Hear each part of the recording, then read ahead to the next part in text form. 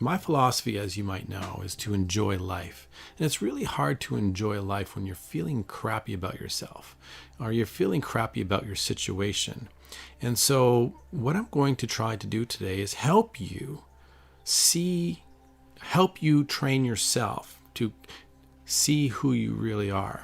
And I'm going to help you today to recognize what is important, what isn't important, and finding your true self so that you can express that. And when you are in that full expression of who you are, that is when you're going to really start to enjoy life. Because there's really no point in continuing on believing something that isn't true. We live life in this world where, for whatever reason, people are tearing you down. Or maybe you yourself are your worst critic, your worst enemy about who you really are and what you're worth in this world. You know, there's this thing in society where there's an expectation for you to be a certain way. And if you're not living up to that, it can cause certain undesirable circumstances for yourself. So you try to avoid that by going with the norm, going with what other people are telling you you should be doing or how you should be. So one of the first things you're going to have to realize is that this is going to be a bit of a process. So you're not going to get through this in like one sitting. In fact, maybe you will. You know, maybe there's going to be an aha moment where the light just shines on you and you're going to be like, I get it. You're going to find your place, just a quiet place where you can sit and reflect, okay? Your best spot, the one that you like the most, the one you feel comfortable and safe in. Make the mood relaxing, perhaps candles or a lamp. Listen to music if you like, but make it like calm, undistracting music. Here's where you're going to do your best work. And you can even have yourself a journal or a book to be ready to start writing things down. It's okay if you don't, but you'll find that keeping track of your experiences here is going to help. So I want you to begin by having a blank slate. Forget about everything that you think you're supposed to be. I want you to forget about everything about how people have judged you, how you think people think of you. I just want you to just sit and just be for a moment.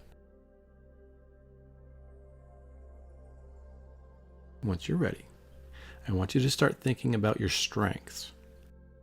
The important thing here is to be honest, because you may not give yourself enough credit at this time. I want you to find the positive things about you that you value. What are your strengths?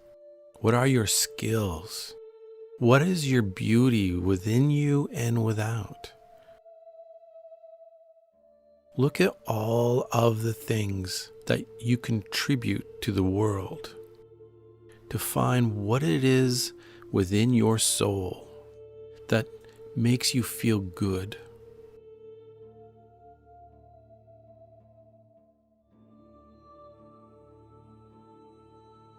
Part of you are all the things that you take in life, taking in the music that you like, the books, the movies, the people that are around you. Your exchange of energies are the beautiful things that you contribute to the world and to the people around you. One of the things that will grow is the gratitude that you have. This is very important because it gives you a true perspective of what's important in life. So when you choose what it is about you that you value and that are the good things that are about you, put it into perspective of what really matters. These are the things that we think about when we are looking at the positive aspects of who you are. Now the flaws are a bit tricky. And again, we're going to look at this in a couple of parts. The flaws, because everybody has them. I want you to think about the flaws that aren't causing you any harm at all. Maybe your attitude for certain things, maybe your inability to do certain things, For myself, I can definitely give you my memory is terrible. My memory does cause me problems sometimes.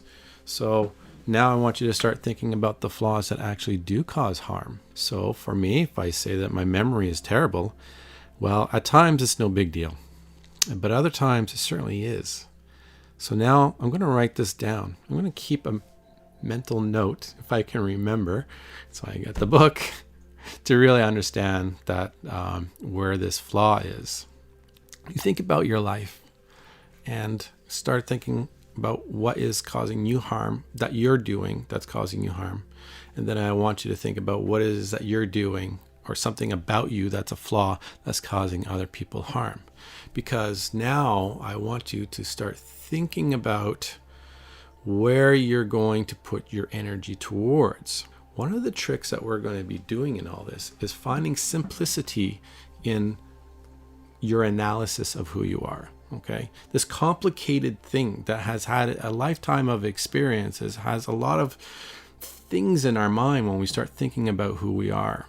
All of the experiences of all the people that we've come across, what they've said, what I've done to them, the judgment, the expectations, and all that stuff. We're going to simplify it from this point on. So now, forget about all the things that don't matter and keep track of the things that do. A huge part is what you do on your own time. Who are you when you are alone? Now, with that said, I don't want you to get caught up with all of the things that people have been saying about you.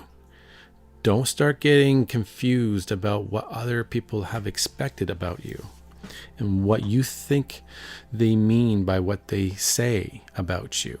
A lot of the time, it's in our minds about what we think about what other people think of us. And so it can really be a destructive mechanism. And so we need to avoid that. So don't get caught up into that game. And that really brings us to, like I said, what I say is, we're here to enjoy life. And I want you to ask yourself, what do you enjoy? Ask yourself a variety of questions. Am I where I want to be? What do I want to be? What am I missing? What is in my way?